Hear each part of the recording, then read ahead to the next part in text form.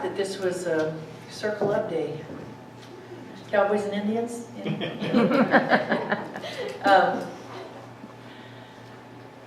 Remind me next week when Sandy gets back, I'm going to pop her one. She told me this last week. She says, well, this month is changeless, trust, and now. And Angie did now. I did trust, so you get changeless. And I'm like, changeless? Really? Changeless? So I have really had to dig down and go up in the attic and pull down all the boxes and dust everything off and see what in the world that she was talking about. Because I don't think I don't go there very often.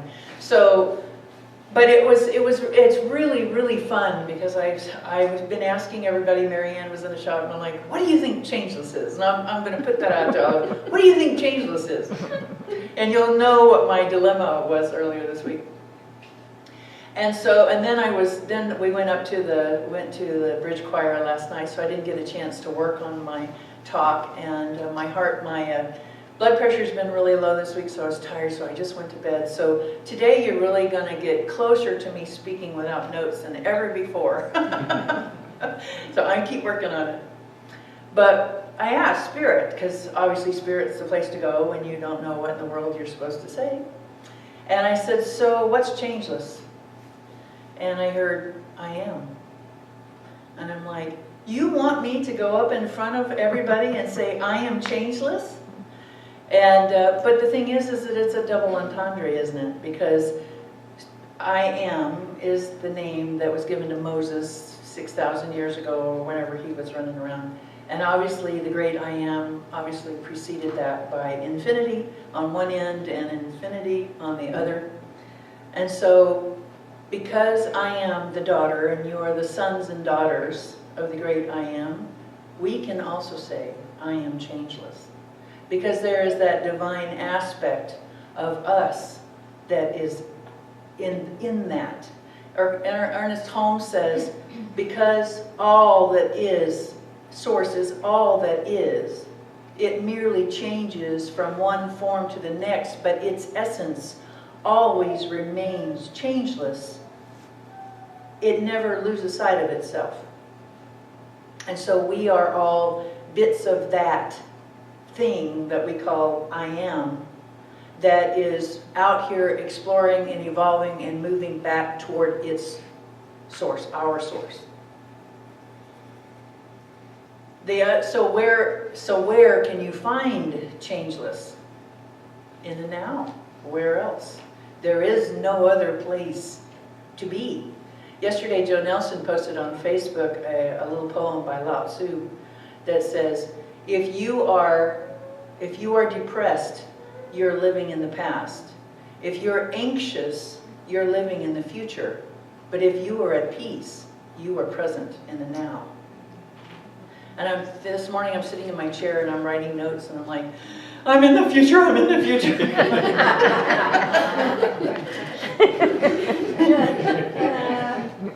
So now is where we find ourselves, where Spirit lives, is, where suffering stops, where sanity resides, and where peace and tranquility are found. If you are practicing, and some of the students that I have, bless one of them's hearts, came up to me not too long ago and she says, you know, Jenny, you've been hammering on us to live in the now, to catch our ego when it's torturing us. And she says, I want to thank you, because she says, I'm finally beginning to catch it. And I was talking to another client earlier this week, and she was talking about, I am this and I am that, and I am, I'm less than, and blah, blah, blah. And I said, that's a story that your ego is telling you that you are identifying with. In other words, you're making it your own, but that's not really who you are. And believe it or not, you can tell your head to shut up, and it will stop. That's the amazing part. But the thing is that you have to be willing to say, can I step back and watch the ego torturing me? Can I pull myself into the now and watch it disappear? And it's amazing. It does work. It's that simple. And you think that, spirituality perhaps should be hard. We should suffer, and we should be monks, and we should be priests, and we should be this and that and the other thing to be spiritual. No, that is what we are. It's the other stuff that's added to us. Really, it's kind of like firewood that you add to the fireplace to make it warm. It's the fuel that gets us going, which kind of want to talk about today, because I had lunch with some friends of mine the other day that were raised Catholic, and so comparison from their worldview looks so much different than mine, because I was raised a Christian Zionist. I've been in New Thought from day one. And when I was 16 years old or about that, my mother and father split up and we went off in another direction. So my mother ended up experimenting. She took us to Methodist churches and to Presbyterian churches, and she took us all over the place to figure out where we were going to go next, because we were kind of tired of the Christian Science way to do things. And so she ended up reading mysticism and got me involved in a little metaphysical church in Tampa, Florida, where I studied astrology, and I had my first past life regression, and really got involved in that aspect of spirituality. So then when I moved to Los Angeles in 1980, I discovered Dr. Bitzer's church down in Hollywood. And the New Thought church was very, very comfortable for me. But also, to take you back to when I was about 18 years old, I was one of those woo-woo folks that was very steeped in reading Sept and trying on for size that I was a multi-dimensional being, that my soul was so much larger than the appearance of this little, 60-something American female living in 2015. And I want to say that from my friend's perspective, who's very caught up in that the world appears very real to her, for me, I've always been out here exploring what else was there.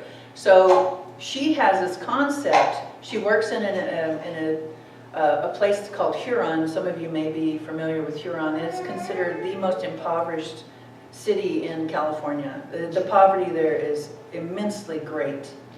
And bless her heart, she's working in an agency that is helping to feed the people. And what she's doing is very, very helpful. But she believes in unnecessary suffering. And I don't. You see, and I thought to myself, I'm going to be very vulnerable here, because there are going to be people who are going to absolutely disagree with me about this. But that's okay, because that's your journey. And this is my journey to try on what it looks like when I say, I don't believe that there is a thing called unnecessary suffering. What causes me to think about what happens when I think about the term unnecessary suffering, like pole vaults me into what kind of God would I have if he is laying there, like Emerson says, the finite alone lays there, has wrought and suffered, but the infinite lies stretched in quiet repose. What kind of God would I have? He's laying there on his couch eating his grapes, and his children are out there starving and dying and war and this and that and the other thing. So for me, because I'm a logic-based person, I have to have suffering mean something. It has to mean something. And I know that the only resource that I have to make it understandable to me is my own. And I know that my own has been the driving force to guide me to who I am now, to check out to investigate my spirituality, to evolve into my spirituality, to seek peace, to find out where it is, so that my ego doesn't consistently drive me crazy with the stories it tells me about how I'm a victim because this and happened and that happened, and he did this and they did that. And it doesn't work for me. I don't like suffering anymore. Buddha says the end of suffering is enlightenment. But the thing is that what Ernest tells us in the textbook of the new, the big book, is that we are, because we cannot know infinity from the tiny perspective that we are on an infinite path of constant evolution, of enlightenment, to discover more and more about what all that is. And I'm like, whoa, you know, I mean, it was an astounding that I will spend eternity discovering more and more love and kindness and all the things that all that is to me is. So a monk came up to her, my friend, my Catholic friend, and told her, he says, you know, you have more compassion than just about anybody that I know. But he said, if you'll forgive me for saying so, he said, you have very little wisdom. And I thought, she's been chewing on that for years. And actually, because when she told me that story, I've been chewing on it with her for years. And I had someone, I'm sure that there's people in this room have come across people in your lives that dropped a metaphysical riddle on you like that about yourself. Mine happened in New Mexico at the Light Institute years ago, back in the 80s. And my facilitator at the time told me, she says, you know, Jenny, what you think are your strengths are actually your weaknesses. And what you think are your weaknesses are actually your strengths. And boy, I mean, I chewed on that for years, decades. Actually, still I'm chewing on it a little bit. But what I discovered was, at the time, to protect myself from being hurt, to not suffer anymore, because I didn't have the tools at the time to understand what that was about, I thought that my intelligence, my head, was what was my strength. Little did I know that that's my greatest torturer.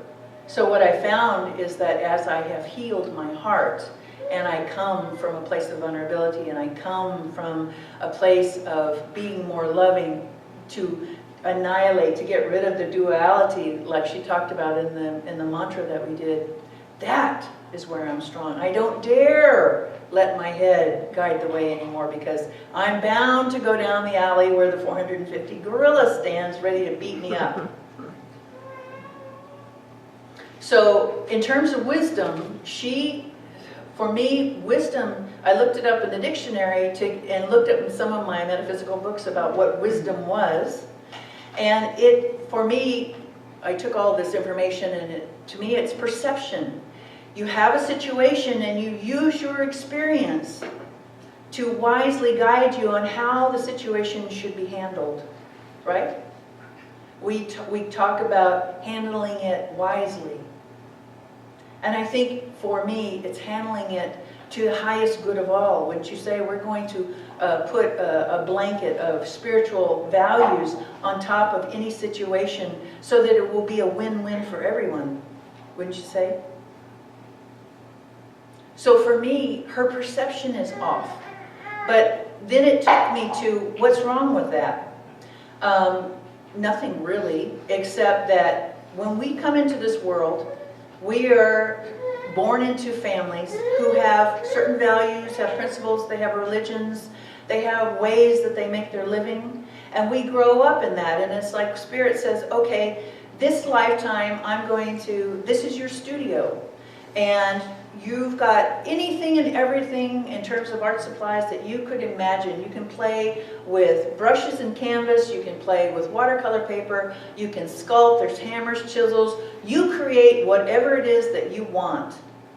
And some people like what their mother did and their father did, and so they are content with wanting their mother's and father's approval. They pick up their mother's techniques and they are okay with that. And there's nothing wrong with that at all.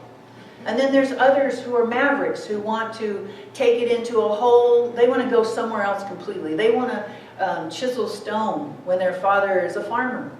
And there's nothing wrong with that either, because every studio that we play in, what we call our life, is that environment with which we discover more about who we are and we remember our divinity. When I went to Lima, Peru with my ex-husband Luis years ago, we handed money out all day long. I mean, you throw it out of cabs, I'm sure Tim, and you guys I'm sure have done it too, where there's just so much poverty that you want to help everybody, and physically it is not possible. And he says that's one of the things that you get when you're in a country, a third world country like that, where everyone is starving, that You can, my friend Oda from Los Angeles says, yes, I cannot alleviate poverty and suffering, but I can